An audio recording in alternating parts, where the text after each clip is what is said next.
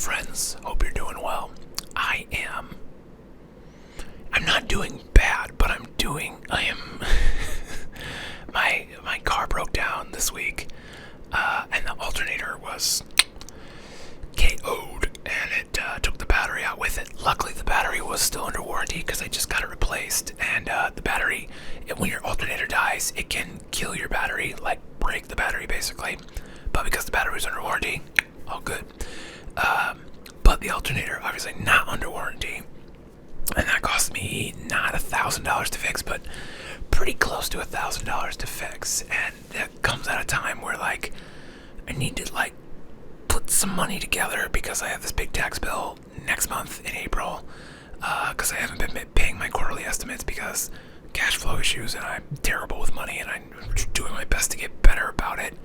But it's just I fall into those traps of like, I'll just go eat out today, like, oh, I'll just go eat out tomorrow, and then before you know it, you're like, oh, we spent like $400 eating out this month, like, dang it. And obviously that adds up, that's $5,000 a year, something like that. So I've been being a lot more intentional with that this year. I was watching those Caleb Hammer financial audit videos. Those are great. If you haven't watched them, they're fantastic. And really kind of focusing in. I've stopped snacking at the gas station. I've stopped eating out, we're eating out a quarter as much. And this month we're trying to not eat out at all. We did eat out one time because my girlfriend had a bit of a scary medical procedure, so I told her like, I will go, and she had a fast for it for like 48 hours. I was like, we'll go to your favorite restaurant, after that, and then that'll kind of make up for it. So we did that. We already did that one, and then that's it. No more out food is what we call it, and we've been holding to it pretty well. And part of that is just because like in February I was kind of slipping a little bit. Like January I did really good. February I was slipping a little bit, so I was like, okay, let's get back and hold the line, not go out to eat. And then also that will save some money for the tax bill, which I kind of had that money together, or it was like almost together, and then boom, $900 kick to the pants with that alternator. And so it's like, so now I gotta figure out how to shore up that $900 gap, plus the little bit of extra. But luckily I have 5 jobs this week, so that's great. Unluckily, that's gonna make it very hard to keep consistent with this YouTube channel. And my goal this month was to make 50 videos, and I have like 4 active channels, so that's really only 10 videos per channel. 10, 12, 13 videos per channel. It's every other day, so it's not an impossible number, but I would I find it's a lot easier when I don't have to like get, like tomorrow I'm going to be shooting photo and video, then those are break, and then photo and video again. And so it's like to get home, get the camera out, set the camera up, set this whole rig up, which doesn't take a lot of time, but it's just like, it's the spoons thing. And if you're not familiar, there's this metaphor for people that are neurodivergent, which essentially says like, you have so many spoons, and everything you do costs spoons. And so, it's like, okay, packing up my gear, taking it off this setup, putting it in the case, making sure everything's charged, going out, doing the shoot, like each one of those, we're just handing out spoons. Somebody else explained it better as like spell slots in D&D, or like if you don't have enough spell slots or you don't have enough mana, there's a lot of ways to think about it. You just don't have enough energy to do stuff. And so I would want to make videos most days this month, if not every day. And I think I'm holding pretty close to that. I might have missed 1 or 2 already, but I'm like, whatever, I'm not being hard on myself about it, because I think my goal this year is really push for the YouTube thing, because I think that is the best way to scale my business, without having to constantly be winning new clients, and without having to do like just say yes to every job that comes in, even the jobs that are bad fits, and the jobs that are basically trench work where I'm doing way more work for less pay. I get a lot of those every now and then where it's like, hey, do you want to go shoot this like photo booth? Like, absolutely not. Like, I am at a point in my career where I don't want to stand in a place and just wait for someone to ask me to take their picture. Like, that is not, it's so easy, and like, you're like, oh, it's easy money, and you're like, it's boring, and it feels like a waste of my time. Like, I don't like doing it. It's not creative. It's not interesting. It doesn't pay well. You just stand there, and you're just bored, and you're not excited, and like, even if you get like a really good picture of people, like, you really hustle and you get great photos, it's just like, who cares, you know? Like, it's a photo booth. It's a photo that's gonna go up on Facebook and get, you know, a dozen likes or whatever, and then it will be forgotten about, and then like, maybe it'll come up 5 years, like, remember 5 years ago? It's like, I don't know, it just doesn't feel, it's not why I got into photography, basically.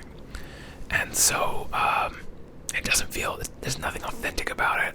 Anyway, post photos, I don't like it. But yeah, so making YouTube videos, trying to be consistent, doing all that. I think a large part of it is just a numbers game. You know, you think about I look at some of my videos, and I'm always surprised by like what does well. Like, I have one video on my my white noise channel, which is supposed to be like, oh, relaxing white noise videos. Because there was a recommendation, I don't know if it was like vidIQ or something, but it recommended like a fire alarm video. And I went and made that video, and it has like 27,000 views in a year, which is just, especially like when you look at this channel where like most of the videos are getting under 100 views now. It's just a weird, like, sort of like, you're like, I would not have guessed that on the relaxing noises video channel, a fire alarm sound gets 27,000 views. Like, you just don't expect that. And yeah, so it's like, if I could get 1 or 2 of those a week, like, that'd be sweet. But you know, then you're going in the other direction of like, now I'm not doing the photo booth stuff for a client, I am doing the photo booth stuff for myself, where it's like not exciting, and you know, I'm just doing whatever the algorithm says I should do based off, like, vidIQ recommended that, like, let's go make that. And then, yeah, there's like some creativity in it, at least I could do it my way. But like, that's again not why I got into doing this, you know? And so it's just like trying to constantly find that line of like fulfilling yourself creatively, like scratching the itch of what seems like it's gonna be fun to make, and then like actually getting results, you know, like actually getting enough clients to pay your bills, and actually making enough videos that get enough views that like there's an appreciable amount of income, and you could justify continuing to do it even when these videos make, you know, like lately it seems like they've been making like 50 to 60 views. And again, I've said it before and I'll say it again, I'm gonna keep making these fucking videos regardless if anybody watches them, because I like doing it, and it kind of helps me like understand my brain better. It's like the dollar store version of therapy, and I think everybody should just make an ASMR channel if they can't afford therapy, because it's maybe the closest thing to just talking your emotions and your feelings out, and just get it out, you know. And you might surprise yourself with like what connections you draw while you're just rambling at it. But yeah, that's kind of where I'm at right now. Like, it's a little tricky, and it's a tightrope act for sure. But that's the circus, baby. You know, you don't have a day job, not really anyway. And I don't really have a boss. Like, I have clients who, I mean, are like bosses, but like at any time I can tell someone to pound sand, and like for the most part I'll be okay. There's very few clients that I couldn't tell just to like straight up fuck off, because I would be fine without any one client for the most part. It might sting, but like, yeah, you know, you could just be like, I'm too busy to do that. And you know, it's like if somebody was only offering you photo booths, I could be like, no. Unless I really need the money, then I'd be like, fine, I'll do it this time. Because I'm a whore for money. Aren't we all? Anyway.